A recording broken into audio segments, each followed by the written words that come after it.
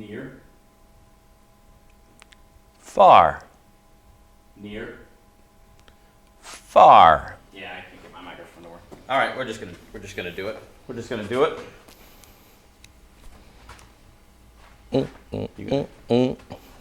Close enough. Close enough. Good. Did you? Somebody won? Yeah, Jennifer Powers. Jennifer Powers. You won a massage. Good job. You knew the secret word. Congratulations. Thank you for watching our podcast. This is number almost, 3. Right. It's almost like we chase people down and try to give them massages against their will. And then we take their phone and input stuff on it so they have to watch us when we air new stuff. It's amazing. It's like we do everything for you. Yeah. All right. Do you want to go first? Oh, yeah. So I'm Dr. Matt. This is Dr. Josh. Hey. Today we're going to be talking about organic versus non-organic foods and why basically it's important to choose things that are organic. So one of the things that I want to talk about first is, Dr. Josh is going to talk about the organic and why that's important, but I'm going to talk about once you get that figured out and where you want to go with what you're choosing to eat, do so more on a, 5 or 6 times a day instead of 3 big meals, right? Because you want to break it up so that way you increase your metabolism because you're eating smaller packets of food.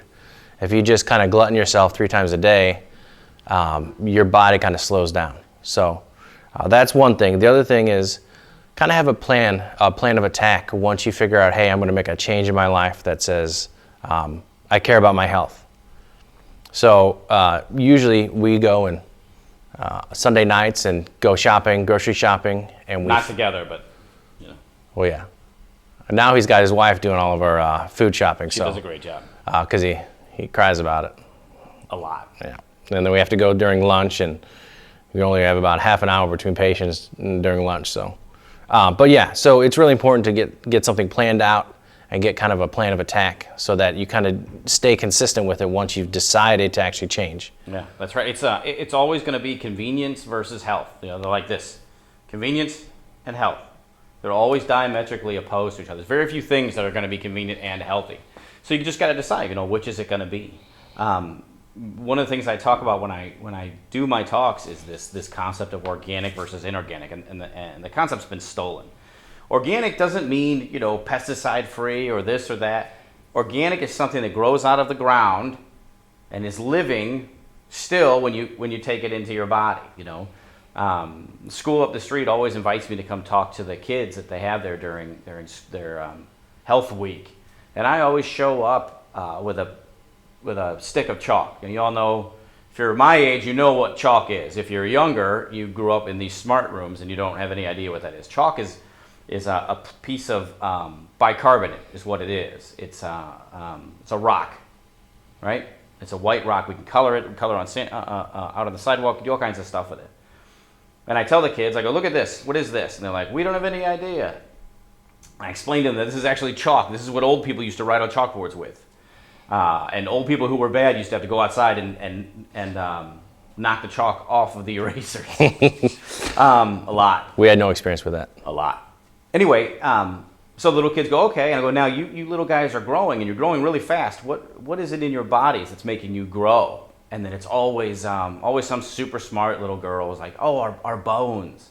I go, yeah, that's right. I go, now what's in your bones? And sometimes they don't know, so I give them the answer. And in their bones that makes them grow, and it's calcium.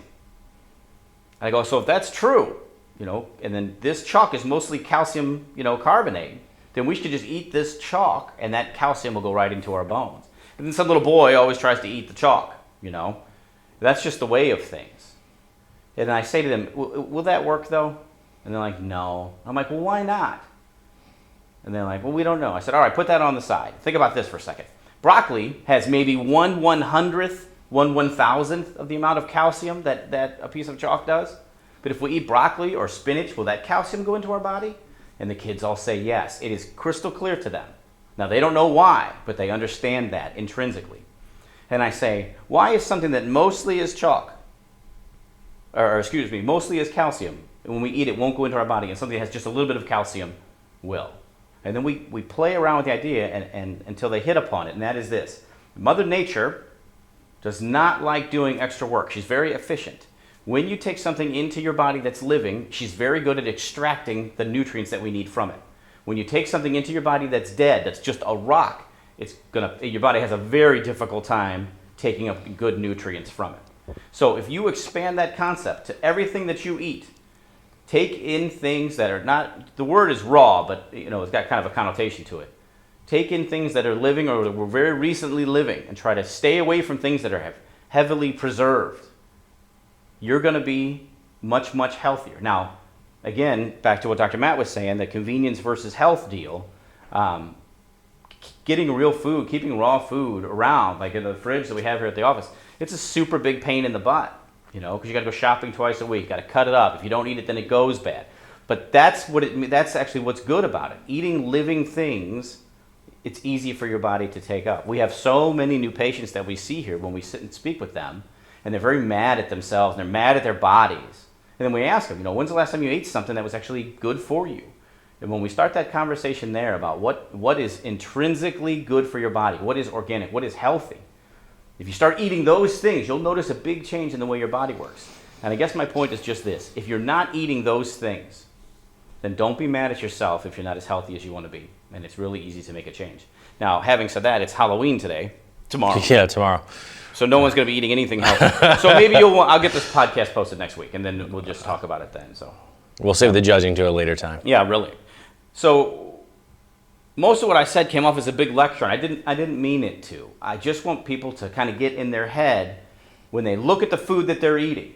If it's been processed, if it's preserved, if it's been all this stuff done to it to make it last longer, there's not anything in there that your body can use. All right? And just keep that in mind as you start to observe the foods that you eat.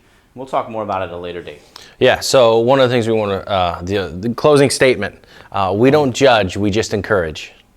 That being said, that is our secret phrase is don't judge me. Don't judge me. And you have to tell it to Peggy, with a straight face. Straight face, don't be giggling. Because she doesn't know what the secret word is. Peggy never knows because Peggy leaves because she thinks we're going to film her. And we would. All right. All right. Happy Halloween. Happy Halloween. Be safe. Be safe.